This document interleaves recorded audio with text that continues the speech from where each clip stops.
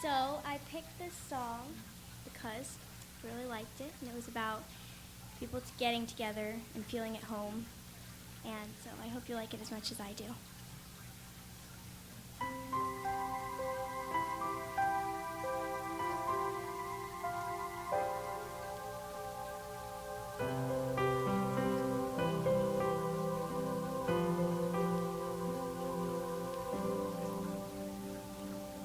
Home is not a place in address you memorize. It's more than 7 flights or apartment 8A. It's where you never feel lonely whenever you're alone. That's how you know you are home. How I wish that I could feel that somehow right now. How I wish that I could feel that again. Home is like a smile you see in a photograph. No matter what you do, it's not supposed to change. Why can't we all be together the way we used to be? Like on the ground, no more racing around. Here, safe and sound. And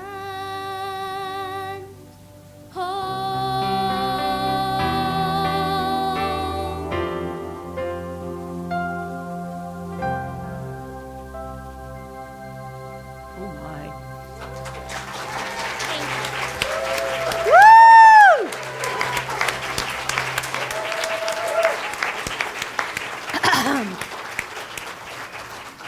My goodness. We growing good here, don't we? I remember when she was still Lala. And now she's la-la-la-lying. And it's the perfect song, Ariella, thank you. That idea of being home. I know that's a difficult concept for some people. For some people, being home is where you have to, remember not to put your elbows on the table, or where grandma would just take her fingernail and take it down your spine so you'd sit up straight. Nobody else did that? I had a very special grandma.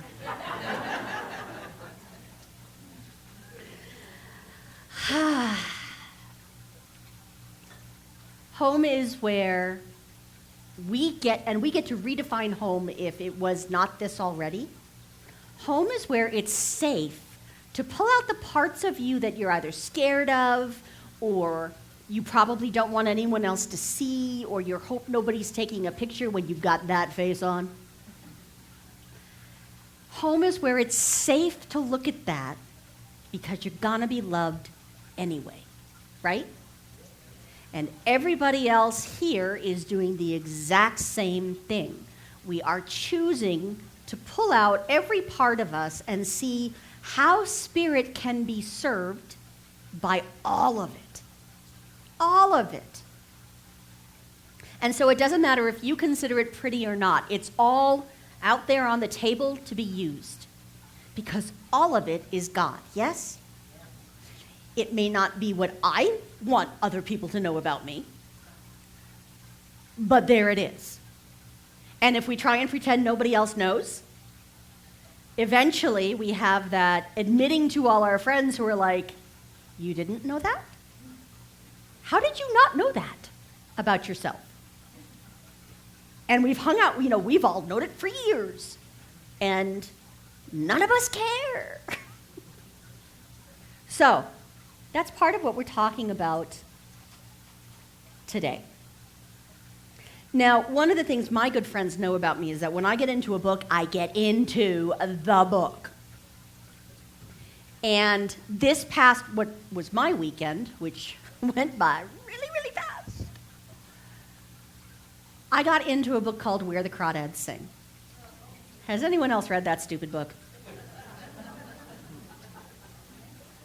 I was, metaphorically, because I was usually driving, stomping around so ticked off at the people in that book because they're bigots and they've got small minds and I don't like them and they had better do this, that, and the other thing and I really need to go kick a couple of the characters in the knee.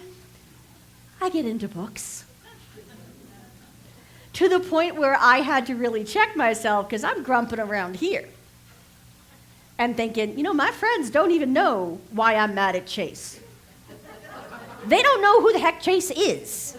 And they probably don't care. If I told them, they'd be like, fiction. Say it with me now. Fiction. I am allowing imaginary people to ruin my day. Anybody else do that? Ever? Yeah, I know who the other readers in this room are. So I'm sitting there realizing that I am grumping at people because of made-up people. So obviously the real people in front of me did not do what was done in the book. And I'm not even done with the book, so maybe it had a happy ending. It could happen. Spirit brings me those reflections of myself. Anyone else feel that, where it's like you can hear God giggling maniacally in the background? Gotcha. And then the other thing we're doing right now is we're really kind of upping our social media game. And so thanks to the Divine Reverend Leslie, I have gone from about 500 to about 1,500 friends. Well, don't be impressed. You can go up to 5,000, and I'm not even close to that yet. But what I did notice, because I'm used to God showing me these things in this way, is that if I had lots of friends in common, I didn't even think about it. Sure, I'll accept your friend request. I'm not making any friend requests. You guys can come to me.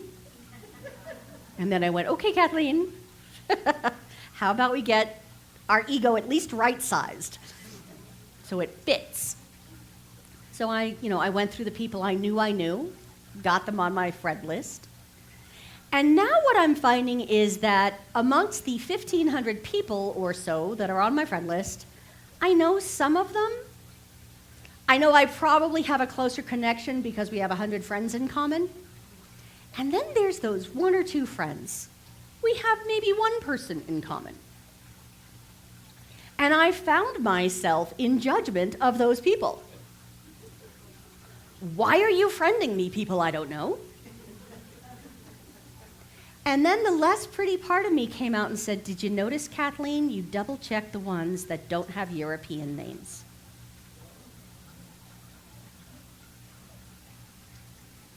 Remember, this is home where I get to lay out all the ugly crap, right? I'm not fired, right? Where's Tom?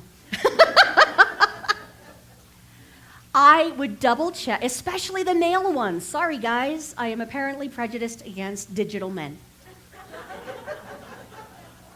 But what I notice is that some of that is simple self-preservation. Because I'm not going to just friend everybody and then get stalked by 15 people. Madam, I need you to email me quickly. Please accept my phone calls I'm getting through the internet. Oh no, block. I am not accepting a phone call from one of the African countries. I still have that old-fashioned long distance, you can only talk for 3 minutes mentality, back when it used to be more expensive. You don't need to remember that, Ariella. It will never happen again in your lifetime. So I noticed my patterns. I now have a ton of friends in India. I have a ton of friends in Africa. And many of them are doing the same work that we do here, with a different vocabulary. But I had to take a moment and kind of check myself around, Kathleen, why are you excluding certain people? Why are you... there's good reasons for me to set healthy boundaries, right? If I looked at their friend request and there were 2 profile pics in which they were obviously less clothed than I usually am, I did not accept that friend request. Healthy boundaries are good. If I thought they were a fake person, there are robots out there with profiles that are far more interesting than mine, sadly. I exercised healthy boundaries. But I also needed to look within myself and see where I am holding bias. Where am I being prejudiced against people who don't look like me, who don't speak the same language as me, who worship different gods that, well, as if there could be more than one, who worship gods with different names than mine? I had to really look at that. And ladies and gentlemen, I am here to tell you, I have taken the classes. I have done the deep work. I have gone to all of the cross-cultural everything I can possibly find. And there are places in my subconscious mind that I don't know about that aren't pretty. And I am willing to bet I'm not the only one. Yes? What if it was, oh, yeah, welcome to the human race. I don't run for anything. It's better be the human stroll for me. Not in these things, anyway. What if it was safe to pull all that stuff out and look at it and then heal it? You know, if you won't look at it, you can't heal it. So what if it was safe for me and anyone else to say, you know, I am becoming aware that I still have racist tendencies, that I still live in a society that is mostly set up for, unconsciously, in most cases, set up on behalf of people who are not people of color, who are not people of privilege, people who have money. It's set up for those of us mostly who are cisgendered, meaning that how we identify our own gender matches the DNA and the physical characteristics that I was born into. What if we admit that there is still racism and what I've learned to call heterosexism in this country? None of you look shocked. Oddly enough. We know it. And because we know it, what I know about the people in this room is that we have come here for such a time as this in order to see it in ourselves and heal it. We have come here for such a time as this to be the healers of that unconscious bias. I am not promising you will enjoy it. When I realized what I was doing with my Facebook and that I was judging characters as bigoted, well, you spot it, you got it, right? Never again will I read adult books. I'm just going to stick with my stupid elves and dragons and fairies, which unfortunately are still a good reflection of my psyche. So we've had a couple things go down in the last month in this country.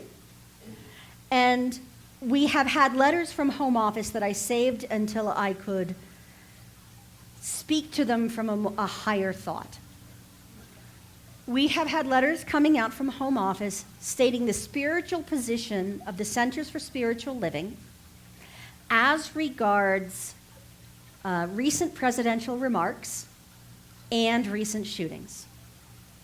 They are out on the board if you'd like to see them. I apologize for the barbecue sauce. These are working documents, apparently. I'll get some clean copies. Regarding the presidential remarks, I pulled a little bit from each one. And what I pulled was not naming the problem so much as calling forth a higher thought, which you can bet we went to very, very quickly. Because that's what we do.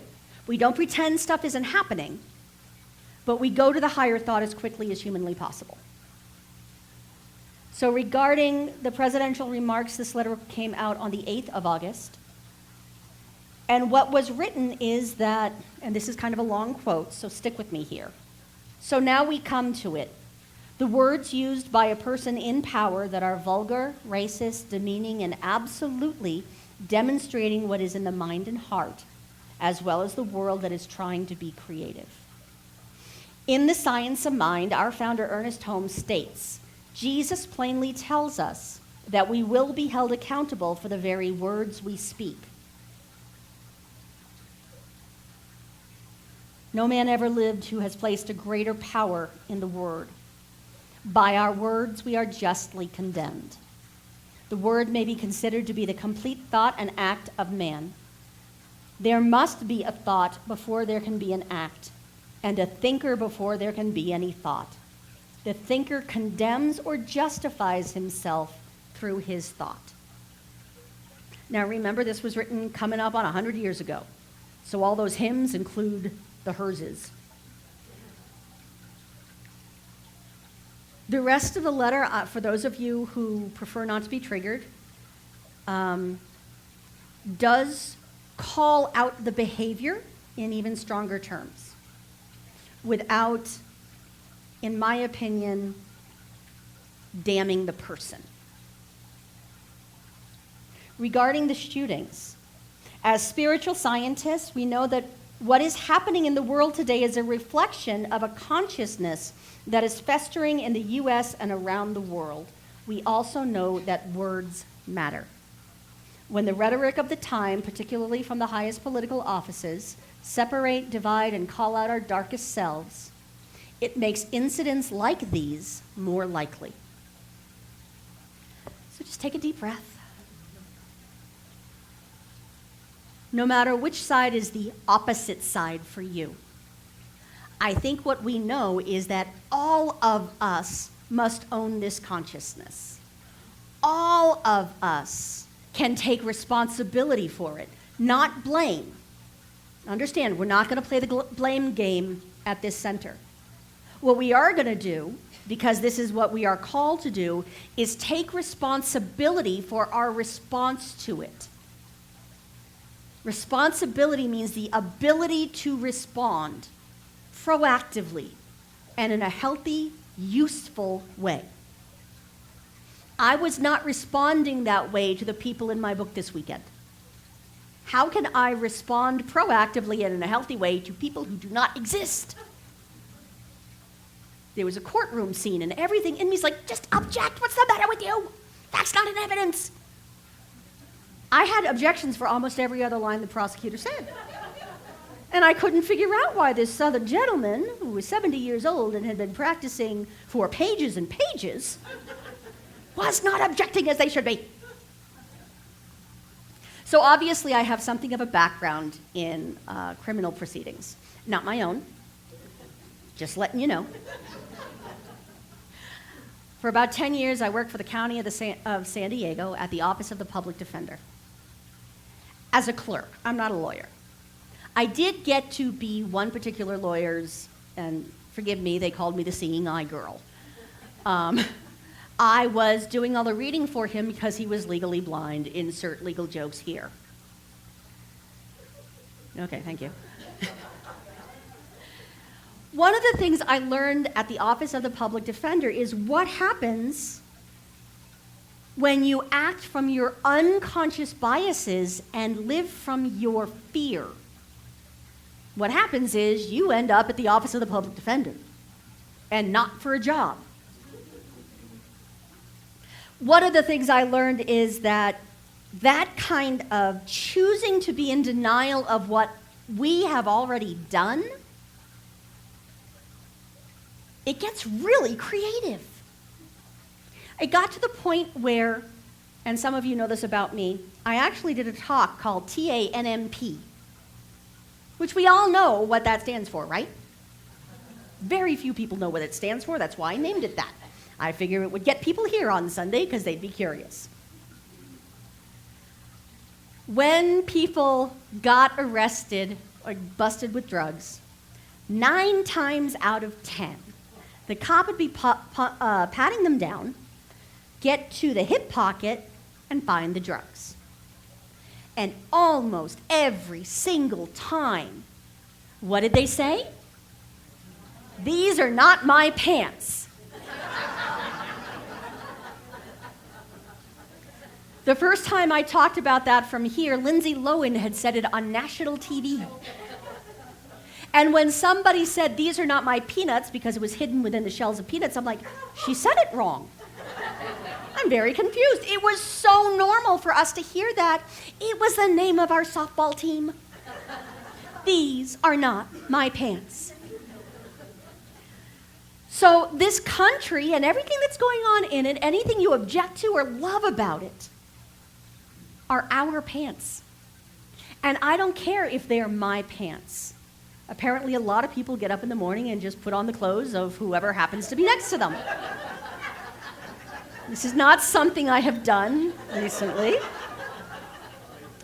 However, even if you think they're not your pants, you're wearing them now. And whatever's in the pockets, you now own. So think about that for a minute. Whether it is racism, heterosexism, the way we spend money, the way we do people in general, the way we look at people of color, anybody with a non-European name on your Facebook list, all of that might be stuff you didn't consciously agree to hold.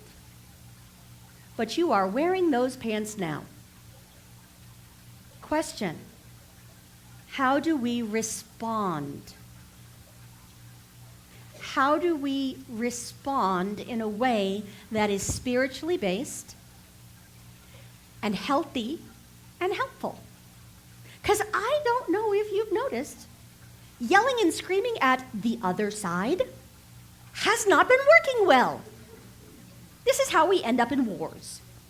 This is how we end up not even wanting to speak to our neighbor, because we don't know how to have a conversation with someone who disagrees on stuff that we consider fundamental.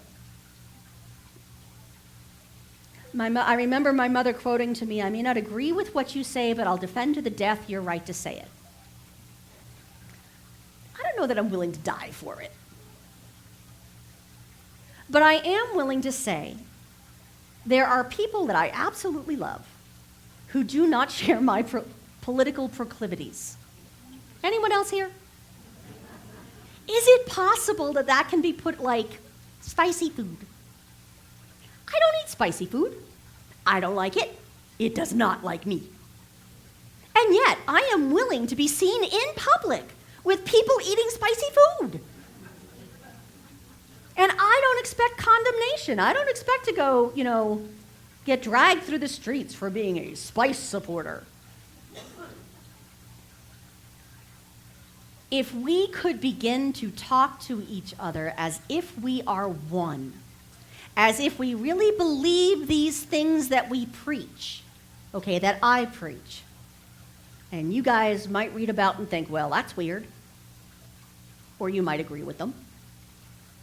If we could begin to take it out into the nitty-gritty of our lives, what would this world look like? In a certain sense of the word, it wouldn't matter whose pants I was wearing. It wouldn't matter what group I was with. I would not be editing everything I say so as not to offend. Anyone else been doing that? I hesitated on some of those letters because while it speaks to me of truth, that certain behaviors are not something that we can agree with, please do not bring an Uzi here and think we're going to be okay with that. While I might disagree with the behavior, I was, to be perfectly honest and bare here, I didn't want people upset with me for pointing it out that it wasn't okay. Part of my shadow side is that I people please. Well, guess what? There's an awful lot of y'all. And at some point, what one person loves, the other person's going to be like, oh, I wish Reverend Kathleen would stop doing that. Some people don't like my sense of humor. I don't care, it's my microphone. There are things we're going to have to disagree on.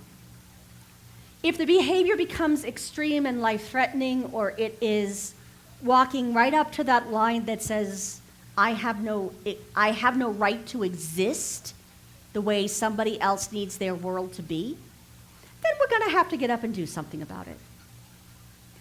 But we, as religious scientists, believe in the power of our word. There is no group who believes more in prayer than those who practice the science of mind, according to Ernest Holmes.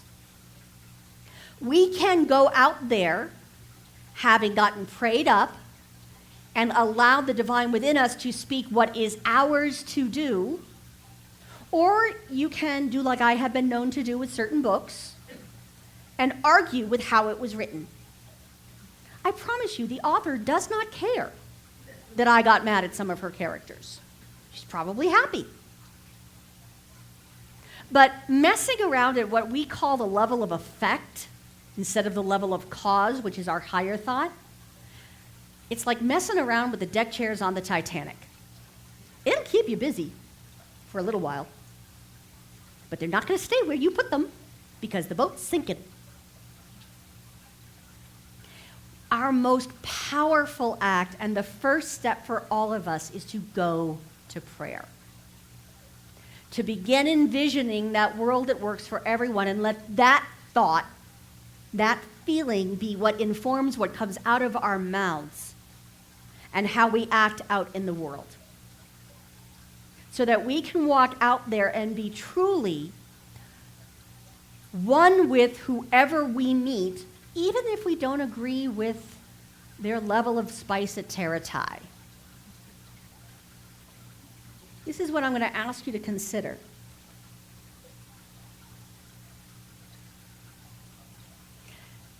A lot of this stuff it's approached by the Centers for Spiritual Living in a spiritual way, and there are some people who will call it political. And so it is absolutely not mine to do to tell you how to vote. It is absolutely not mine to do to tell you where to stand on any particular issue, except spicy food. Don't bring it. It matters that we vote on Election Day. It matters that you speak your word into your law and allow it to move you forward in your life. It matters. And in a certain way, there's no way you can avoid voting because you're voting with your thoughts. You're voting with your words, what you choose to say and what you don't choose to say. If you're silencing your own word of truth, that's a choice too. That's an act of voting. And so we come together here where it's safe and we will do anything for the love, capital L love. We come here where we're home and safe to look at those parts of us that might still be a little tangled up and not completely clear. So that we can safely look at all of that stuff, go out into the world to respond rather than react. And what we do is bring our thoughts about our world with us. So let them be these thoughts. We envision a world in which we live and grow as one global family that respects and honors the interconnectedness of all life. A world where this kinship with all life prospers and connects through the guidance of spiritual wisdom and experience. And that sounds like a good time to go to prayer for me. We envision the world that works for everyone. We envision a world where those who are in need are welcomed with open arms, not seen as the other, but as one of us. And so as we move into consciousness, I come here to where we are one, and I am not separated even by a stage. There is only one power and one presence in the universe. There is one life, and it is the life of all beings. And as we live and move and have our being in this one shared universe, using this one shared mind that is living in, through, and as each and every one of us, as we rest here in the divine, I open up to a greater truth. which is that there is nothing to be but the divine. That there is no way my uglier side or our uglier sides can separate us from God, can separate us from the good, can separate us from the love that is the Christ consciousness. And so here and now, I declare a day of looking at those parts of me that may not be serving me well. And I call that forth for all of us. Knowing that what is ours to do is look at them consciously and without fear, discard the things that don't work for us, keep the things that do, and affirm even better. And so in this world that works for everyone, where we live as one global family, I declare peace. I declare unity, not uniformity, but unity. And I declare the prosperousness that comes out of that unity, that oneness, that wholeness. Knowing that all of it exists within the light of life, within the light of love. And so we celebrate all of it as spirit. And I accept this truth for myself, for everyone here today, for everyone, every being that is or has ever been or will ever be. We are one here and now in this holy moment. And because this is simply the truth, I celebrate it, I love it, I accept it, and I am grateful for it. I bless it all and call it good, and so it is.